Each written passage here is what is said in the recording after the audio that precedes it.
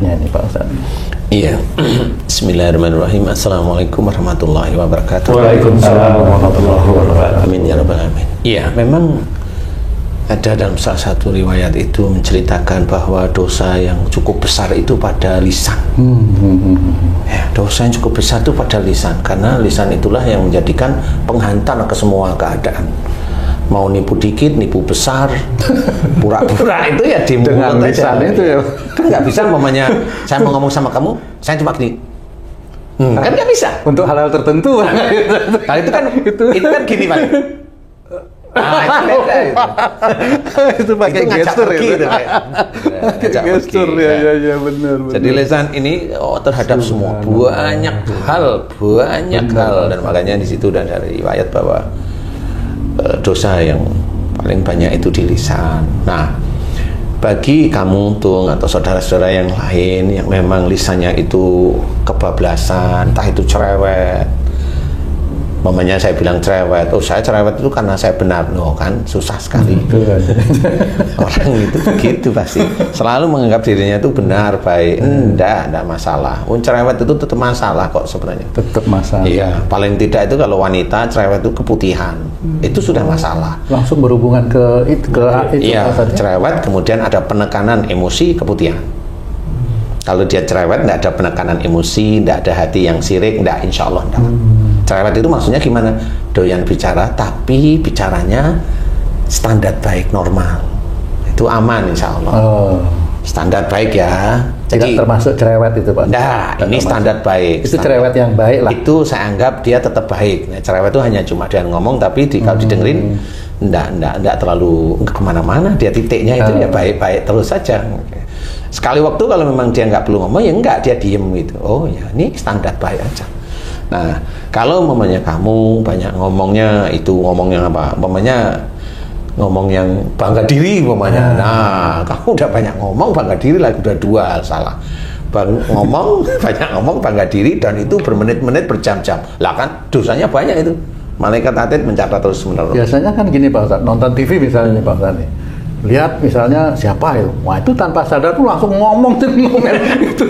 Lah itu kan harusnya gini-gini. Itu bahaya juga nggak itu Pak Ustaz? Lah ya bahaya, wong nonton TV itu kan sudah disetting sama sutradara, sama skenarionya, ya udah biarin aja. Lah kalau kamu itu mau ngomongin TV, mbok diganti TV-nya binatang, kamu coba ngomong apa sama binatang coba? Bingung juga. Kan masa ngomong, kan itu begini, kasihan lo singa, itu kan masa gitu? Ya kan nggak bisa. Ya. Iya benar. Nggak bisa, makanya itu pun harus difikirkan. Singa pun, binatang pun kalau dia makan namanya, ini itu memang sudah ininya dia. Fitrahnya dia begitu. Nggak bisa kamu komeni, oh ini yang melem ini tidak punya peri kebinatangan ini. Ya nggak bisa seperti itu memang keadaan ya. Kecuali kalau manusia ya, ngomong itu harus diatur. Ngomong itu kalau bisa yang manfaat. Kalau tidak manfaat ya mending diam aja, kan seperti itu.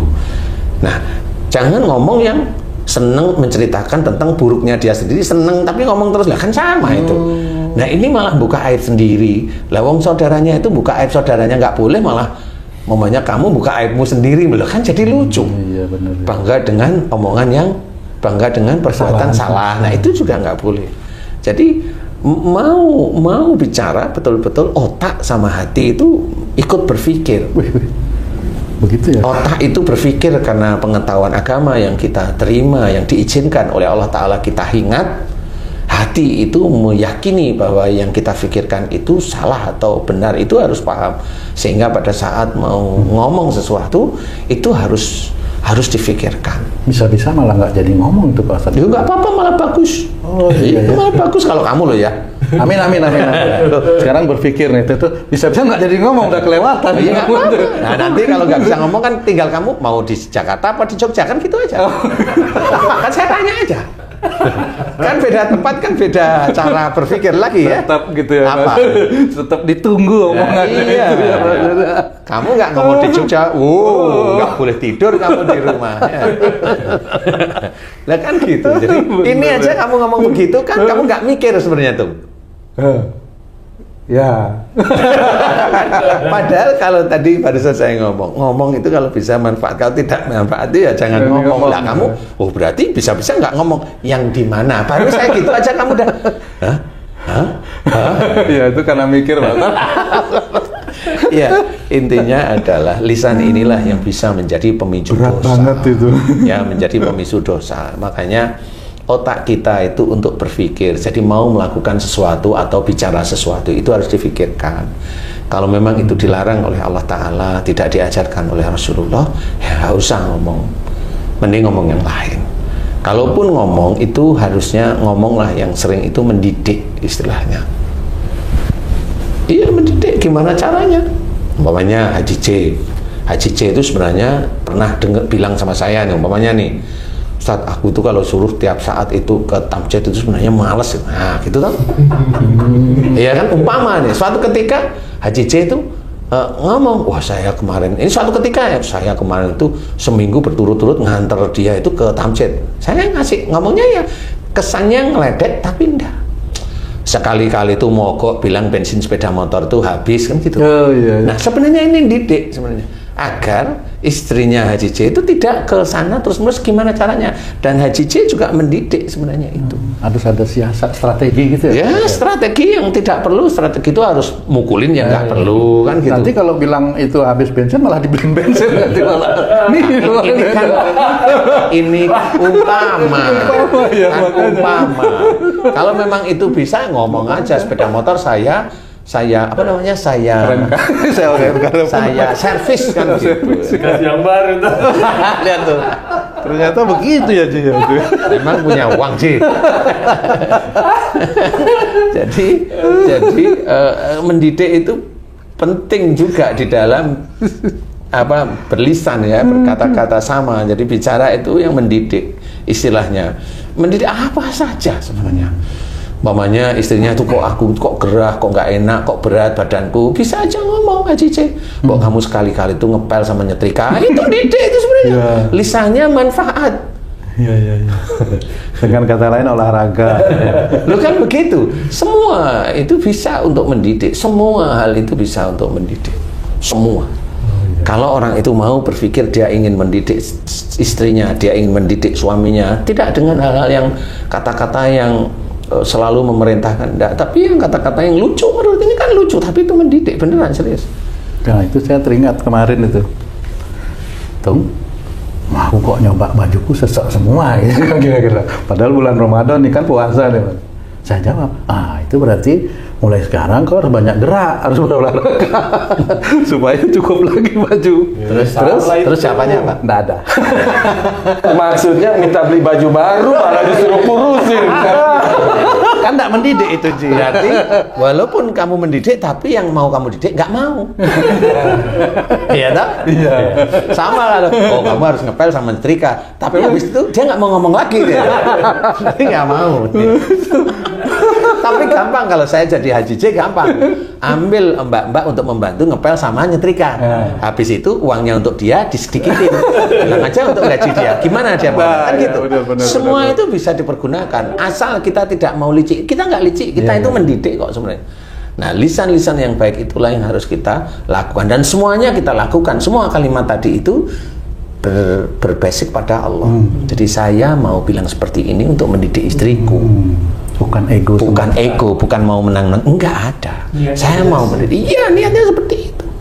Dengan niat seperti itu Allah tersenyum. Ya, seperti itulah cara mengajarkan istri atau suami atau anak-anak itu sesuatu hal yang nyaman didengerin. Kan gitu. Ya kalau momennya dulu sekali itu, kalau momennya saya bilang ini sama istri saya, terus saya lihat mukanya, ngambek kamu, mau ngambek kamu, dosa kamu, kalau dinasihatin ngambek itu dosa. Nah, jadi dia mau ngambek kan bingung juga dia. Tapi saya pergi, biarin aja dia bermain dengan pikiran. Nanti kedua kali ngambek kamu, ngambek lagi gitu. Nanti yang ketiga kali insya Allah enggak, sampai sekarang kalau ngambek kamu, enggak dia. Alhamdulillah. Enggak. Gitu. Karena itu cara mendidik. Saya bilang ngambek kamu, sampai senyum-senyum aja. Jadi dia pasti ngelihat. Nah kalau ngelihat, nih suamiku ngece aku nih, ngece bercanda tapi didik sebenarnya kan gitu. Nggak perlu harus apa kamu berani sama suami. Nah, iya. Tapi kalau apa apa kamu ngambek digituin, dinasihatin ngambek. Emang bener kalau dinasihatin ngambek itu sudah benar? Nggak perlu jawaban, biarin aja, karena dia juga belajar untuk menjadi baik di hadapan Allah kan bisa mikir. Betul. Ya kan gitu. Harusnya kamu bilang ngambek kamu kan gitu, tulis aja. Nah ini yang belum baru dapat sekarang kata-kata ini. Ya, kan memang orang itu harus seperti itu kan. Gitu. Kalau dilawan gimana Ustaz? Iya bener, ngambek gua. Gitu. Dosa kamu ngambek. Jawabannya seperti itu. Dosa kamu ngambek, nggak usah ngasih nasihat. Oh, kan nasihatnya nggak butuh itu. Lah kamu tanyanya apa tadi? Kan gitu, diurut aja. Ya itu berpikir. Tetapi kalau umpamanya dijawab dengan hal-hal yang intinya itu tidak mau mengerjakan sesuatu, ya salah semua. Tetap harus seperti itu. Kalau saya ya gitu. Saya itu umpamanya di rumah nih. Saya tahu istri saya itu habis gini-gini tahu, tapi tiba-tiba saya masuk kamar, istri saya tidur. Saya itu kalau pulang ke Jogja kok lihat kamu itu tidur aja. Dia ngomong apa coba saya dengerin. Mas, saya itu baru aja ngerebahin badan. Baru Mas tuh taunya saya tuh ngerebahin badan sih. Coba taunya Mas ini. Tahu, tapi saya sudah tahu. Nanti dia ngomong gitu. Ya makanya kalau kamu itu begini-begini, laporlah sama Mas ya, jadi tahu. Nah baru dia ngekeh. Tapi saya nggak komen karena memang saya begitu. Jadi hanya cuma bercanda aja. Tapi kan nggak, kalau istri saya menjawab begitu itu tahu kalau saya itu sebenarnya bercandai. Kan bisa aja kamu itu kalau aku datang kamu tidur, kan bisa jawab.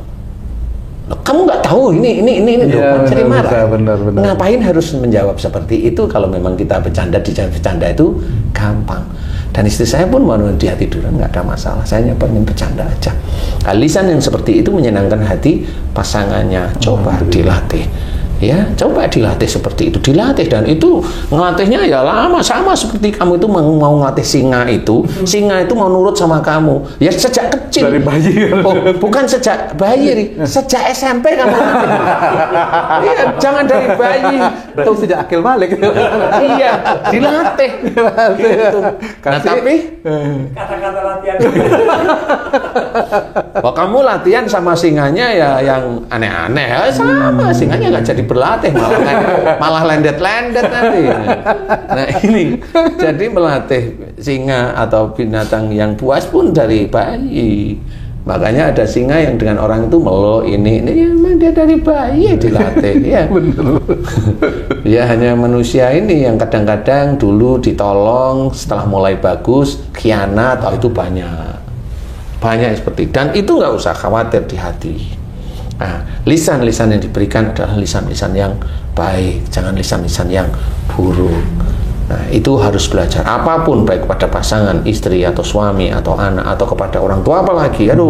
Kalau kepada orang tua, jangan deh kita.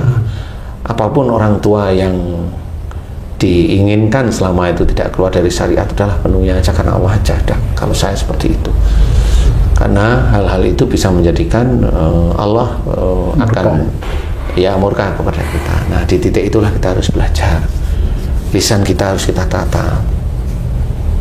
Berbicara pun otak itu harus dipakai. Berbicara mana yang baik, mana yang tidak baik, seperti itu. Nah lisan-lisan yang memang bisa menjadikan dosa itu adalah lisan yang tidak memahami tentang syariat. Walaupun dia kelihatan diem, iya dia diem sehari-hari banyak diem. Tapi pada saat dia ngomongannya kasar, nggak enak, nggak nyaman, ya sama. Walaupun dia diem, tapi dia menyimpan marah. Sama aja seperti itu. Nanti resikonya ya dia sariawan. Walaupun dia diem, dia sariawan. Kalau ada orang bilang kurang vitamin C, ya biarin aja. Ustaz, lisan ini kan sungguh dahsyat, Ustaz. Yang tadinya haram menjadi halal dengan ijab kabul kan. Kemudian yang syahadat, orang yang non muslim syahadat menjadi muslim karena lisan juga. Nah ada juga kan bilang sampaikanlah walau kedengarannya pahit, sampaikanlah sesuatu yang benar walaupun pahit didengar. Nah bagi seseorang yang udah terbiasa ngomongnya kasar, mungkin bagi dia itu nggak kasar, Ustaz. Nah lagi-lagi sebenarnya yang menjadi pagar itu apa, Ustaz? Kalau orang tuh kasar ngomongnya, padahal dia bilang enggak kasar istilahnya gitu kan. Nah bagi dia, tapi bagi orang lain kasar, atau bagi orang lain menyakitkan, bagi dia biasa-biasa aja. Itu sebenarnya yang menjadi pembatasnya apa tuh, Ustaz? Orang kalau masih seperti itu, ya itu namanya egois. Orang yang punya ilmu agama, saya nggak bilang tinggi apa dia nggak mau dengerin orang lain ya sama. Dia merasa ilmu agamanya itu yang dia ini ya jadi benar terus dia akhirnya. Jadi benar terus ya nggak bisa. Walaupun dia itu umpamanya kita itu benar, ada orang ngomong ngeyel salah di depan kita kasih tahu, kita kasih tahu tapi masih ngeyel, diamlah. Seperti itu, nggak perlu. Allah tidak membutuhkan bahwa kita itu pintar kok sebenarnya, tapi kita sudah menyampaikan nasihat yang baik. Nah, patokan itu dari ilmu agama juga sebenarnya. Kalau memang dia tidak paham ilmu agama, ya selesai sudah. Ya dia akan ada egois dan sebagainya, egois seperti itu. Nah, inilah yang harus diketahui bahwa seorang yang mau berbicara dia harus tahu ilmu agamanya. Memang banyak orang-orang yang punya ilmu agama memang agak lebih tenang, lebih santai, iya sih. Tapi nanti perilakunya pada saat ketemu sama teman, pada saat ada istri, pada saat ada suami, pada saat itu kelihatan di situ. Tapi kalau di umum ya kelihatan anteng, kelihatan anteng lah ya, lebih tenang. Tapi wallahualam. Tapi mudah-mudahan ya kalau orang diberi ilmu agama, mudah-mudahan senantiasa runduk lah, tawaduk terus menerus. Mudah-mudahan lisan kita tidak menjadikan kita masuk neraka. Wallahualam.